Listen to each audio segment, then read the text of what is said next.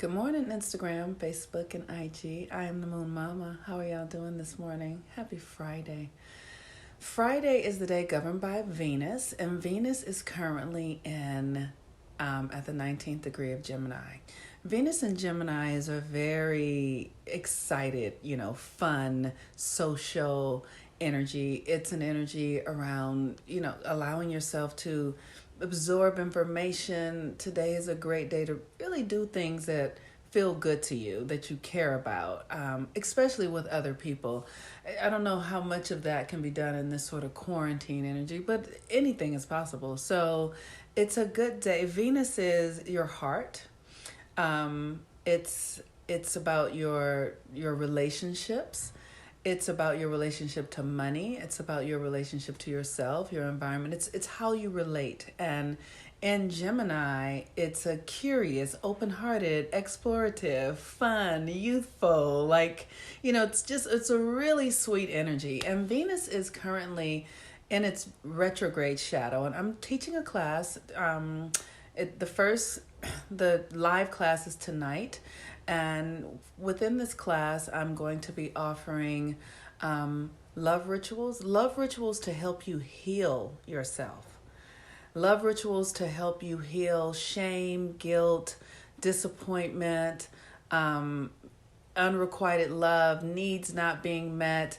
Love rituals to heal around how you patterned your relationship style. So for instance, I recognize that the way I relate to men comes from me being a little girl and deciding that my mother was powerless. I think maybe I shared this story earlier this week. I'm not sure. I've been talking about it a little bit, but I've shared with you guys how my mother was a prostitute. But when I was young, I determined that I didn't want to be like her because my mother was like what I would call a black geisha or a hood geisha or something like that. She just was this woman who was very Venetian, and she cleaned her house and cooked food and washed her panties by hand and her bras. And, she was just very home and sensual. And she smoked cigarettes and drank Mickey's Bear and would tell somebody, get the fuck out of here, and cook you the best meal ever and clean up after you and, all of that kind of stuff. I remember once my mother told me a story that my father, who was, they were in a prostitute pimp relationship. One day he had made her angry, and she couldn't figure out she was angry, and so she decided to sleep with one of his friends in order to get back at him. And what she did was she slept with one of his friends, and then when the friend went to sleep, she stole his watch. So the friend woke up and she was gone, and he wanted his watch back, so he had to call my father and say, Jesse, Deborah took my watch. So he would have never known that my father would have never known that happened. But because my mother wanted him to know she took his watch, to let him know, look here, I'm running this. It was just an interesting dynamic between them. But the fascinating thing about my mother was that was like the warrior in her. The other aspect of her was that she would cook and clean and make sure you had everything you needed. But when you crossed her, she would cut you. And so as a child, I made a lot of meaning out of what I saw my parents doing. And I believed that my mother was weak. I believed that she was a victim. And so because of that, I put away my own sensuality. I decided that I didn't want to be like her, that she was weak. And what that did inside of my mind is that it restricted my own sexuality. It restricted my own capacity to be feminine in the ways that she was, but also it restricted my capacity to be ruthless in the way that she was, because she was my mother and I was judging her and making her wrong. And so this Venus retrograde energy is an opportunity for us to look at our patterns from how we witnessed our parents show up.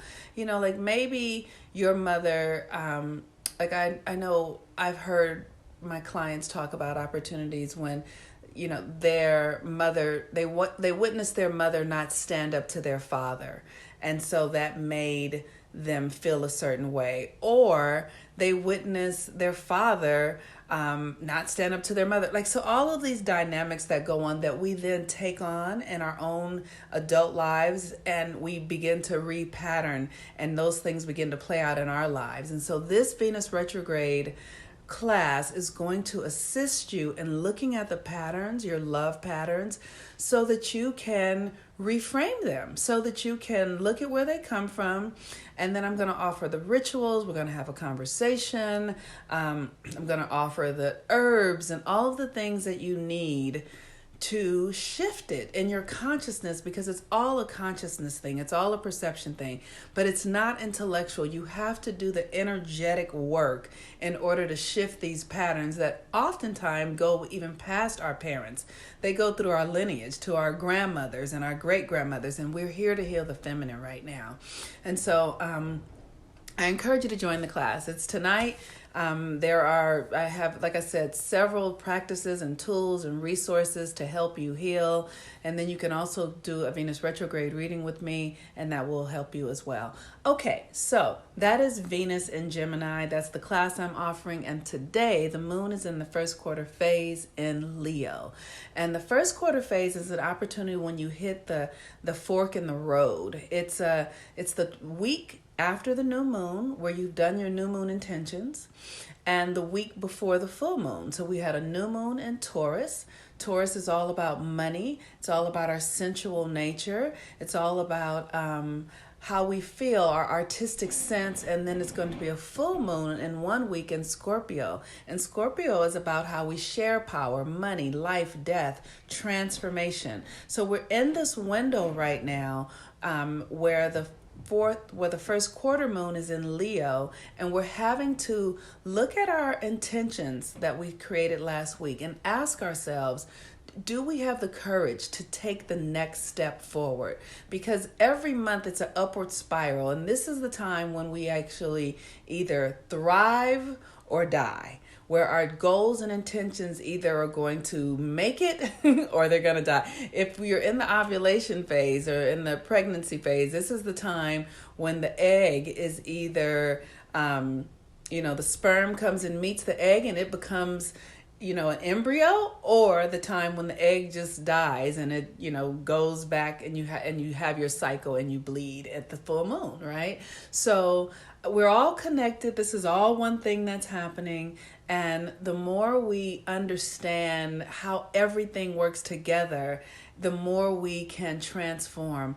One of the most beautiful things about the cycle of the moon, as you hear me talking about how it relates to a woman's cycle and the ovulation and being fertile and having children and all of that, is that it's so simple to follow the moon and understand what the moon is doing, and as women impact our cycles. We don't understand that. One of the things that breaks my heart is that so many women are suffering from infertility. And the reason, I think, is because we're not connected to nature, and we're not connected to the cycles of the moon and nature, so our bodies don't flow. Our bodies are not in rhythm because our electromagnetic path comes through our thinking, and our brains influence our wombs, because we are our wombs and our brains are neurologically connected. And so, one of the reasons Western women have such a challenging time getting pregnant is because we just don't we don't understand that we're connected to the nature of the universe, and the moon and everything is one thing. And so one of the simple ways to impact your fertility is by following the moon. Okay, so I would love for you to sign up for my course. You can find it here in my link tree.